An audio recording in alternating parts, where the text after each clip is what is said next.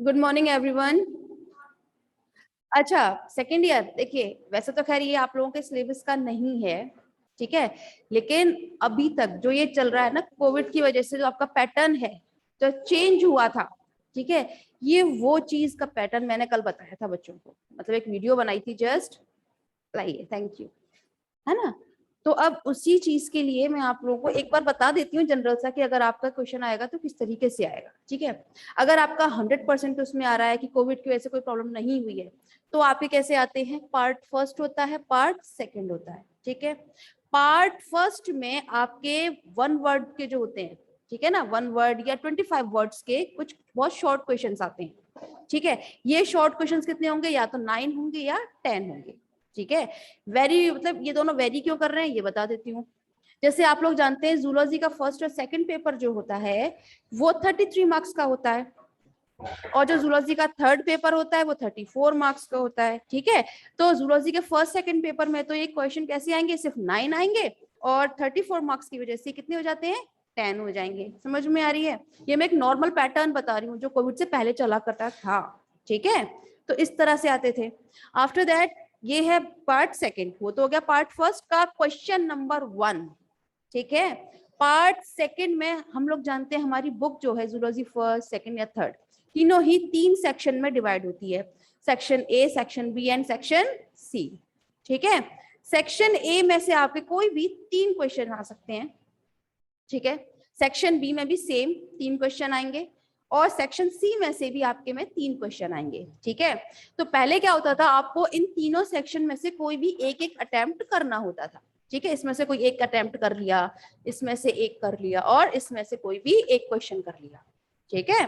तो टोटल देखें तो हमारे पास कितने थे, ये question number 1, question number 2, 3, 4, 5, 6, 7, 8, 9, 10, total कितने क्वेश्चन है हमारे पास, 10, ठीक है ना।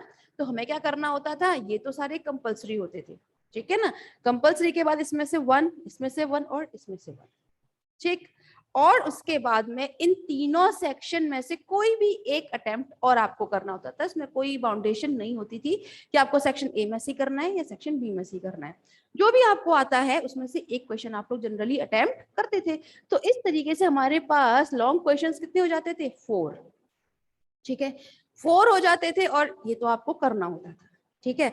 लेकिन अब चूंकि अब क्या चल रहा है आपका, कोरोना का वजह से, ठीक है, जो अब का जो पैटर्न है, अब का जो पैटर्न है, हो सकता है ये आप लोगों के में भी आएगा, ठीक है। मे बी पॉसिबल, मैं ये गारंटी नहीं दे रही हूँ कि नहीं आएगा ही आएगा, हो सकता है यही वाला पैटर्न आए। आप लोग जब पेपर पढ़ोगे ना तब इस चीज को थोड़ा ध्यान से देख लेना। अब क्या कर दिया गया है कोरोना की वजह से कि यहाँ पर आपके पास 10 क्वेश्चन है, 1, 2, 3, 4, 5, 6, 7, 8, 9, 10, ठीक है। इन 10 क्वेश्चन में से सिर्फ और सिर्फ आपको कोई भी 2 क्वेश्चन करने हैं, ठीक है, कोई भी 2 क्वेश्चन करने हैं। 2 क्वेश्चन बताती हूँ, 2 क्वेश्चन में से अब आपके दोनों के इक्वल मार्क्स के हो जाएंगे। जैसे 34 मार्क्स का है ना, तो ये कितने का हो जाएंगे, 17 17 के हो जाएंगे, ठीक है। 33 मार्क्स का है तो 16.5 16.5 ऐसे हो जाएंगे। समझ में आ रही है, तो सिर्फ 2 ही क्वेश्चन करने हैं। अच्छा, एक खास बात और, जैसा भी इन्होंने पूछा कि ये कंपलसरी उसमें आएगा, तो नहीं आएगा ये कंपलसरी में। अगर आप इन्हें अटेम्प्ट करते हैं तो आपको 1 to 9 या 10 जो भी है, ठीक है, वो सारे अटेम्प्ट आप जब कर लेंगे तब वो सिर्फ एक क्वेश्चन बनेगा। समझ में आ रही है, हाँ, सिर्फ एक क्वेश्चन बनेगा, क्वेश्चन नंबर 1 हो गया ये, ठीक है। अगर 2 में से अगर आपको ये सारे आते हैं तो ही आप इसको अटेम्प्ट करना, ठीक, वरना इनमें से कोई भी 2 क्वेश्चन आप अटेम्प्ट कर सकते हो, ठीक है। ये कोरोना की वजह से किया गया था, मैं फिर रिपीट करती हूँ अपनी बात को। अच्छा, एक खास बात और समझिएगा, मैंने स्टार्ट जब की थी ये भी, और इससे पहले जब इम्यूनोलॉजी स्टार्ट किया था पेपर, उसमें साफ बोला था कि कोरोना की वजह से हम लोग कितना 70% ही सिलेबस कंप्लीट करते हैं, है ना। 70% ही तो है, 30% तो कट हो गया यूनिवर्सिटी की तरफ से। लेकिन जनरली क्या होता है, पेपर तो आपका 70 में से ही आएगा, ठीक है। लेकिन कभी कभी क्या होता है कि नहीं, अब टीचर जो है उनको पता है क्या क्या चीज कट की गई है, लेकिन फिर भी थोड़े बहुत क्वेश्चन एक आध 100% में से आ सकते हैं, ठीक है ना। मतलब सिलेबस जो है 100% ही आपको तैयार करना है, आप ही के उसके लिए अच्छा है, भविष्य के लिए अच्छा है, ठीक है ना। तैयारी जितना करेंगे उतना बेटर है। और मैं तो कहती हूँ अगर 100% में से भी आ भी जाए तो क्या 9 क्वेश्चन में से 2 क्वेश्चन ना निकाल पाओगे आप? इजीली निकाल सकते हो ना। ऐसा थोड़ी कि भाई 30% में से सारे के सारे 7 के 7 क्वेश्चन दे देंगे वो ना। इनमें से कम अगर 9 है तो कम से 6 से 7 क्वेश्चन तो आपके 70% में से फंसेंगे ही फंसेंगे। समझ में आ रही है? तो आपको मेनली तो 70% का ही तैयार करना है।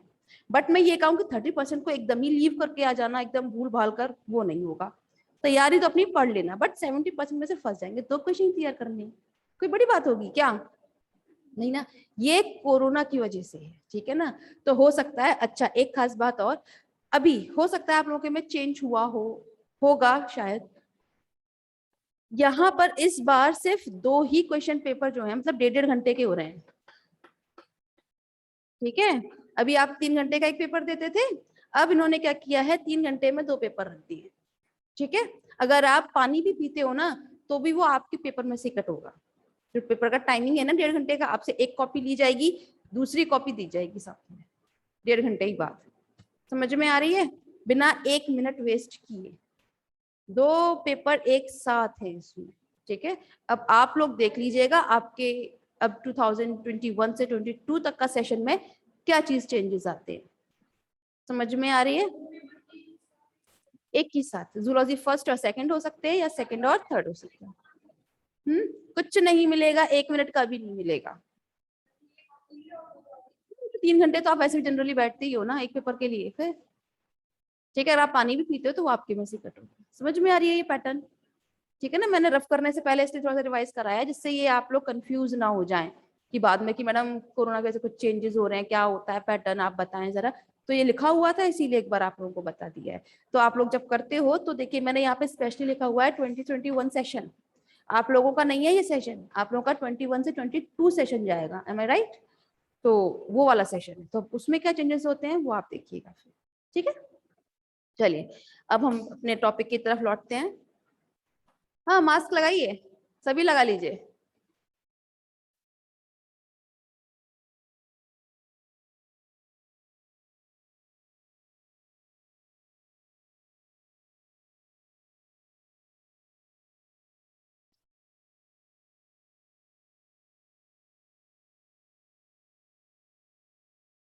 अगर कोई भी चेंज नहीं होता है आपके पैटर्न में, ठीक है, कोरोना की वजह से, तो आपको 4 क्वेश्चन करने पड़ेंगे, ठीक है।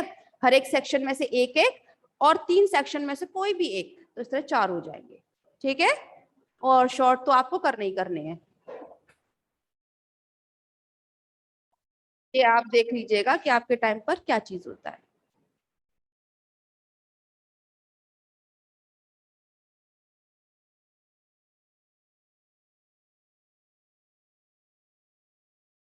आज 11 हो गई ना, 11 सितंबर आज।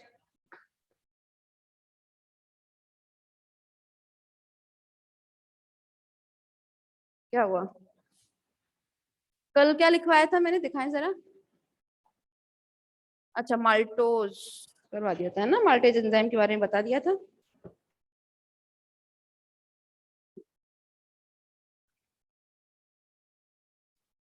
नेक्स्ट कौन सा पॉइंट था वो?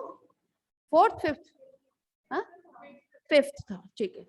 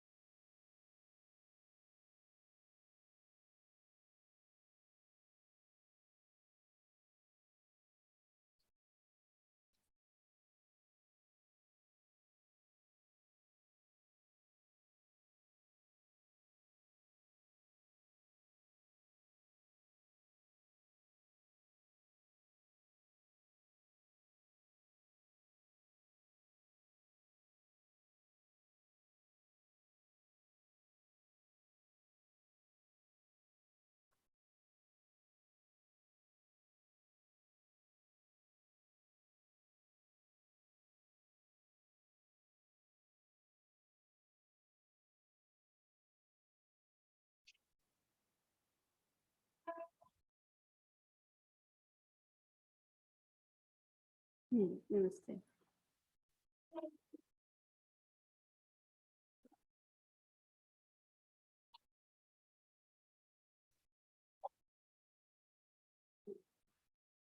हो गया, हो गया ना, सभी ने के लिया तो। हाँ भाई, नोट डाउन किया ना सबने। देखिए, इसमें कुछ समझाने लायक तो वैसे कुछ है नहीं। जो आपका सुक्रेज एंजाइम होता है वो सुक्रोज को किसमें कन्वर्ट कर देता है, आपका फ्रक्टोज और ग्लूकोज में, ठीक है ना। सुक्रोज कैसा होता है, डाइसैकेराइड होता है, और इसको जब हम दो पार्ट में डिवाइड करते हैं तो आपका ग्लूकोज और फ्रक्टोज मोनोसैकेराइड होते हैं, ठीक है ना। सिमिलरली जो लैक्टेज एंजाइम होता है, जो आपके दूध में जो लैक्टोज होता है, ठीक है ना, उसको कन्वर्ट कर देता है ग्लूकोज और गैलेक्टोज में, ठीक है ना। आपका जो लैक्टोज होता है वो भी डाइसैकेराइड होता है, ठीक, उसको भी ये किसमें कर देता है, मोनोसैकेराइड में ब्रेक डाउन कर देता है लैक्टेज एंजाइम, ठीक। अब है आपका पॉलीन्यूक्लियोटाइडेज। ये पॉलीन्यूक्लियोटाइडेज एंजाइम जो होता है ये आपके न्यूक्लिक एसिड कौन कौन से होते हैं, डीएनए और आरएनए, ठीक है ना, उसको ब्रेक डाउन कर देता है न्यूक्लियोटाइड में, ठीक है ना, क्योंकि यहाँ पे न्यूक्लिक एसिड्स जो होते हैं ये पॉलीन्यूक्लिएटेड होते हैं, एम आई राइट, ठीक है ना। तो किसमें कन्वर्ट कर देता है, नॉर्मल एक सिंगल न्यूक्लियोटाइड में, ठीक है ना। अच्छा, अब मुझे बताएंगे न्यूक्लियोटाइड और न्यूक्लियोसाइड में डिफरेंस क्या होता है। ये कुछ दो टर्म होते हैं ना।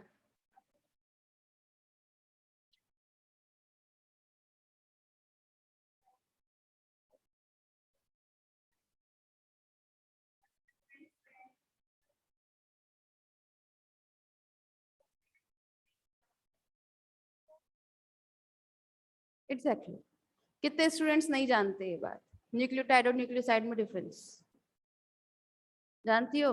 गुड, एक बार रिपीट करो बात को। मास्क नीचे करके मुझे बता दो, मुझे सुनाई कुछ नहीं दे रहा एक्चुअली। हम्म,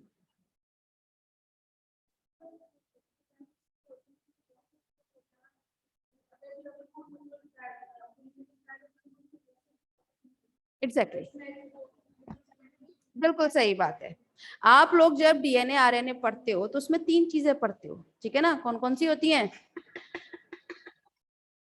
फर्स्ट होता है नाइट्रोजनस बेसिस, सब जानते हैं कौन से होते हैं नाइट्रोजनस बेसिस। और सेकंड होता है आपका शुगर, मैं डायरेक्ट लिख रही हूँ, पेंटोज शुगर जो होती है, ठीक है। और थर्ड हो जाता है फॉस्फेट ग्रुप, ठीक है ना। अगर आपके न्यूक्लियोटाइड में ये तीनों प्रेजेंट होते हैं, ठीक है, न्यूक्लियोटाइड में तो ये तीनों प्रेजेंट होते हैं और न्यूक्लियोसाइड में सिर्फ और सिर्फ ये दो प्रेजेंट होते हैं, उसमें आपका फॉस्फेट ग्रुप ऐड नहीं होता, ठीक है ना। अगर हम चाहें तो न्यूक्लियोसाइड को न्यूक्लियोटाइड में कन्वर्ट किया जा सकता है, अगर हम न्यूक्लियोसाइड में फॉस्फेट ग्रुप को ऐड कर दे तो, अटैच कर दे तो बॉन्डिंग के थ्रू, समझ में आया। तो वो किस में कन्वर्ट हो जाता है, न्यूक्लियोटाइड में। क्लियर है, कोई परेशानी नहीं होगी ना इसमें तो, ठीक है।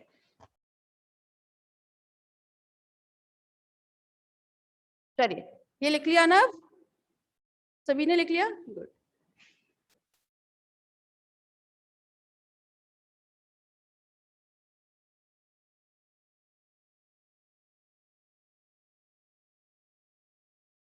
अब हेडिंग लिखिए आप लोग, control of pancreatic juice. Control of pancreatic juice secretion.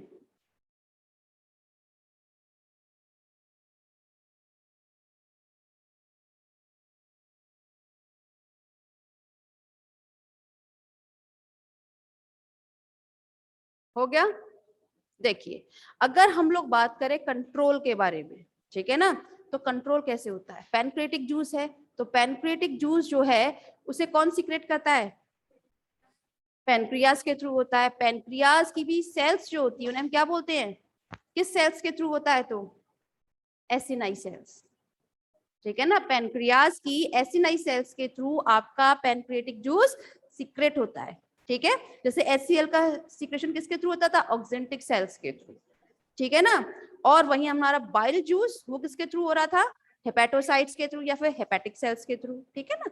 इसी तरीके से आपका पैनक्रिएटिक जूस जो होता है वो पैनक्रियाज की एसिनाई सेल्स के थ्रू सीक्रेट होता है, ठीक है, कोई दिक्कत तो नहीं है।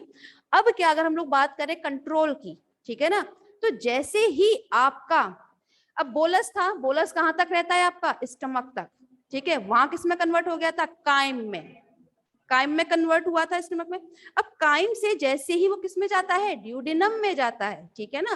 तो जैसे ही वो ड्यूडिनम में जाता है वैसे ही ड्यूडिनम की जो आपकी म्यूकस लेयर होती है, ठीक है ना, वो एक एंजाइम का सीक्रेशन करती है जिसे हम बोलते हैं क्या चीज, प्रोसीक्रेटिन, ठीक है ना। इसका सीक्रेशन कौन कर देता है, आपकी ड्यूडिनम की सेल्स, ठीक है ना, जो आप प्रोसीक्रेटिन होता है, ठीक है ना। अब जैसे ही ये प्रोसीक्रेटिन आपकी HCl के कांटेक्ट में आता है तो कन्वर्ट हो जाता है सीक्रेटिन में, ठीक है भाई।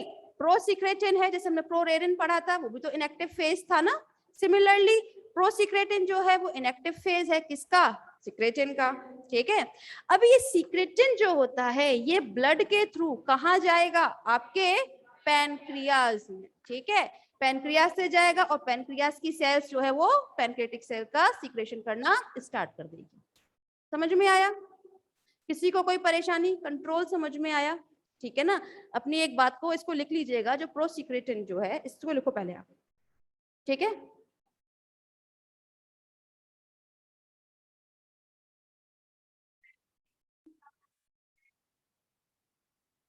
सॉरी, हाँ जी, प्रोसीक्रेटिन जो है पहले कहाँ जाता है, हाँ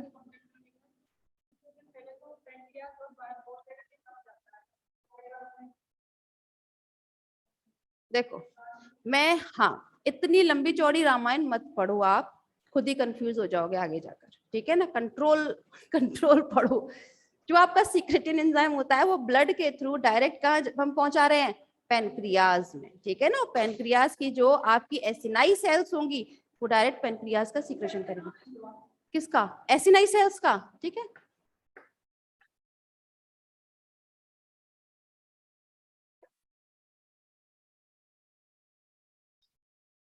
ठीक है, acini sales,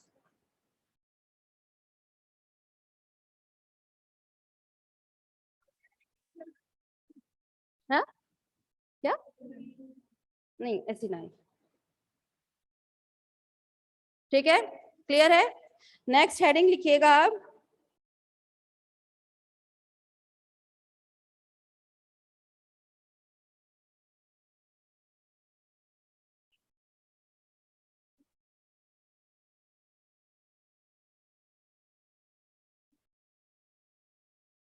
digestion in small intestine, ठीक है ना। हालांकि मैंने स्टार्ट जब किया था तब बताया था कि जो आपका ड्यूडिनम होता है वो भी स्मॉल इंटेस्टाइन का ही पार्ट होता है, ठीक है ना। लेकिन अब हम लोग बात करें जो पर्टिकुलर आपकी स्मॉल इंटेस्टाइन है उसकी, ठीक है ना। तो जो स्मॉल इंटेस्टाइन होती है उसमें टू टाइप्स की सेल्स प्रेजेंट होती है, टू टाइप्स की सेल्स प्रेजेंट होती है। फर्स्ट इज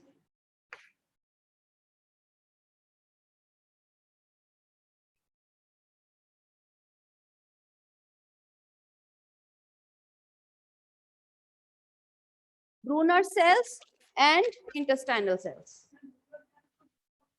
क्या होती है, ड्यूडिनम भी किसका पार्ट मैंने बताया है, हाँ। तो आपकी ब्रूनर सेल्स जो है वो बेसिकली उसी का पार्ट है, ड्यूडिनम का ही, ठीक है ना। ये मैं बताने तो दो आगे ठीक है ना, इंटेस्टाइनल सेल्स, ठीक है। अगर हम लोग बात करें तो बिल्कुल सही बात बताई है इन्होंने, जो ब्रूनर सेल होती है वो किसका पार्ट होती है, हमारी ड्यूडिनम का पार्ट होती है, ठीक है ना। लेकिन ये किस चीज का सीक्रेशन करती है, आपके म्यूकस का और म्यूसिन का, ठीक है ना, म्यूसिन का सीक्रेशन करती है और साथ में जो आपकी प्रोटीन होती है, ठीक है ना। अब आपकी स्मॉल इंटेस्टाइन में पहुंचते पहुंचते क्या चीज हो जाता है, आपका जो फूड स्टफ है that is a Kyle, Kyle बोलते हैं ना, क्योंकि उसमें आपका बाइल जूस मिल गया, उससे पैनक्रियाटिक जूस मिल गया, तो काफी हद तक बहुत लिक्विड स्टेट में आ जाती है, तो उसको हम क्या बोल देते हैं, दैट इज अ काइल, ठीक है ना। अब काइल में जो भी आपके प्रोटीन होते हैं उसको डिकम्पोज करने के लिए भी उसमें क्या प्रेजेंट होती है, आपके एंजाइम, और किसमें प्रेजेंट होते हैं, आपके ब्रूनर सेल्स में। क्लियर है। अगर हम लोग बात करें इंटेस्टाइनल सेल्स के बारे में, तो इंटेस्टाइनल सेल्स जो होती हैं, इसे हम एक टर्म और दे देते हैं, दैट इज अ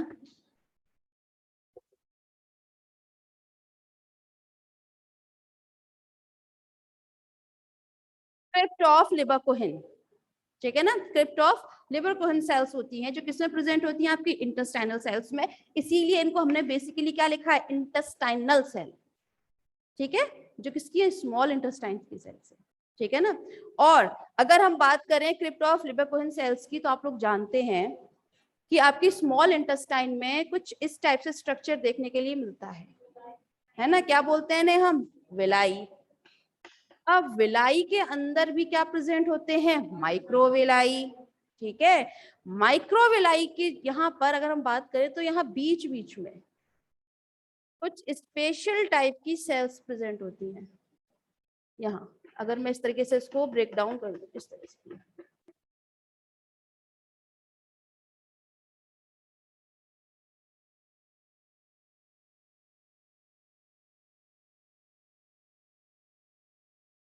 ठीक है ना।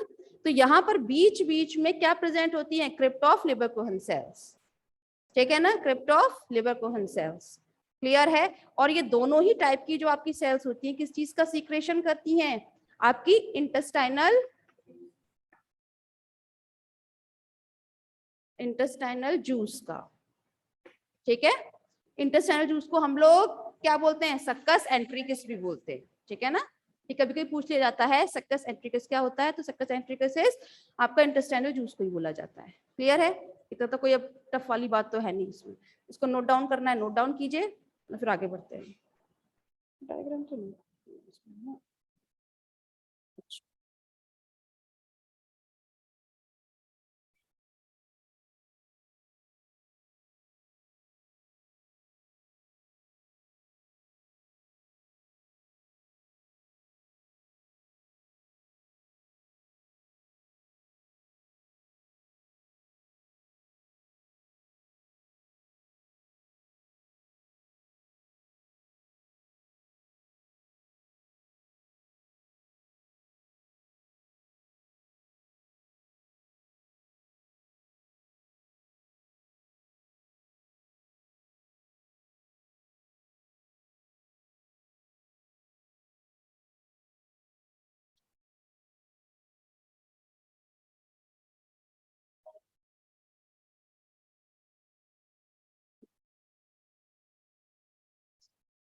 अब लिखिएगा केमिकल कॉम्पोजिशन।